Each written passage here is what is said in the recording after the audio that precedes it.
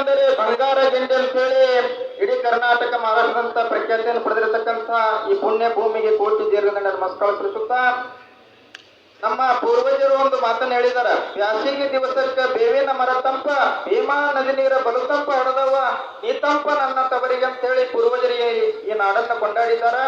ಇಂಥ ನಾಡಿನೊಳಗ ಬೆಳೀತಕ್ಕಂತ ಲಿಂಬೆ ಸೇರಿದಂತೆ ದ್ರಾಕ್ಷಿ, ದಾಳಿಂಬೆ, ಕಬ್ಬು ಎಲ್ಲಾ ಬೆಳೆಗಳಿಗೂ ಕೂಡ ರಾಷ್ಟ್ರ ಅಂತಾರಾಷ್ಟ್ರದ ಮಾನ್ಯತೆ ಸಿಗುವಂತ ಇಲ್ಲಿ ಪುಣ್ಯ ಭೂಮಿ ನೆಲದಲ್ಲಿ ಜಲದಲ್ಲಿ ಶಕ್ತಿ ಐತಿ.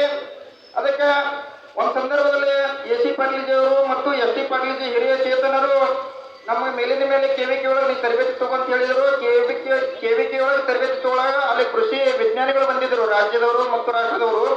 ಆ ಲಿಂಬೆ ಬೀಜಿನೊಳಗ ಲಿಂಬೆ ರಸದಲ್ಲಿ ಎಂತ ಶಕ್ತಿ ಅದಂದ್ರೆ ಕ್ಯಾನ್ಸರ್ ತಡೆಗಟ್ಟುವ ಶಕ್ತಿ ಅದ ಅಂತ ಹೇಳಿದರು.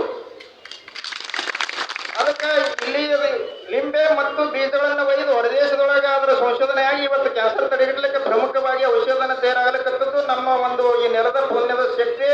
ಅಂತದಕ್ಕೆ ಒಂದು ನ್ಯಾಯಯುತವಾದ ಬೆಲೆ ಸಿಗಬೇಕಂತಕ್ಕಂಥ ಹೋರಾಟವನ್ನು ಆಯೋಜನೆ ಮಾಡಿರ್ತಕ್ಕಂಥ ಎಲ್ಲ ನಾಯಕರಿಗೂ ಮತ್ತು ರೈತ ಮುಖಂಡರಿಗೂ ರೈತರಿಗೂ ನಮಸ್ಕಾರಗಳನ್ನು ಹೇಳುತ್ತಾ, ನಮ್ಮ ರಾಜ್ಯ ಸರ್ಕಾರದ ಪಾತ್ರ ಏನು ಮಾಡಬೇಕಿದೆ ಅದು ಪ್ರಾಮಾಣಿಕವಾಗಿ ಮಾಡಲಿ, ಕೇಂದ್ರ ಸರ್ಕಾರದ ಪಾತ್ರ ಏನು ಮಾಡಬೇಕಿದೆ ಅವರು ಮಾಡಲಿ, ನಿಗಮ ಮಂಡಳಿ ಇದು ನಮ್ಮ ಲಿಂಬೆ ಅಭಿವೃದ್ಧಿ ಮಂಡಳಿ ಏನು ಪ್ರಾಮಾಣಿಕ ಮಾಡಬೇಕಾಗಿದೆ ಅವರು ಕೂಡ ಮಾಡಲಿ. ನಮ್ಮ ನಾಯಕರು ಏನು ಅವಕಾಶ ಕೊಟ್ಟಿದ್ದಾರೆ ಅಲ್ಲಿಯವರೆಗೆ ನಾವು ಕಾಯೋಣ. ಮುಂದೆ ನೀವು ಎಂದು ಹೋರಾಟ ಕರೀತೀರಿ ಅಂತ ನಾವು ಬರ್ತೀವಿ. ಮುಂದೆ ಇದ್ರ ಜೊತೆಗೆ ನಮ್ಮ ದೇವೇಗೌಡರು ಪ್ರಧಾನಿ ಆಗಿದ್ದಾಗ ನಮ್ಮ ರಾಜ್ಯಕ್ಕೆ ಮತ್ತು ರಾಷ್ಟ್ರಕ್ಕೆ ಸಿಕ್ಕಿರ್ತಕ್ಕಂಥ ನೀರಿನ ವ್ಯವಸ್ಥೆ ಮತ್ತು ಬೆಳೆಗಳಿಗೆ ಸಿಕ್ಕಿಂತ ಬೆಲೆ ಸಿಗಬೇಕು.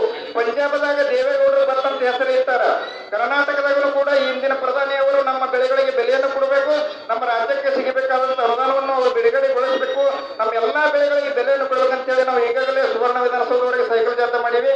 ಮುಂದೆ ನಾವು ರಾಷ್ಟ್ರದ ರಾಜಧಾನಿವರೆಗೂ ಕೂಡ ನಮ್ಮ ಎಸ್.ಟಿ. ಪಾಟೀಲ್ಜಿ ಮತ್ತು ಎ.ಸಿ. ಪಾಟೀಲ್ಜಿ ಎಲ್ಲ ನಮ್ಮ ಇಂಡಿ ಭಾಗದ ರೈತರು ಕೂಡ ನೇತೃತ್ವ ಒಂದು ಹೋರಾಟವನ್ನ ನಾವು ಕೂಡ ನಿಮ್ಮ ಜೊತೆಗೆ ಇರ್ತೀವಿ ಅಂತ ಹೇಳುತ್ತಾ, ಶ್ರೀಶೈಲ ಆಳುರೆಂಬ ಯೂಟ್ಯೂಬ್ ಚಾನಲ್ ಇದ್ದು ನಿಮ್ಮೆಲ್ಲರ ಆಶೀರ್ವಾದ ಇರಲಿ. ಧನ್ಯವಾದಗಳು.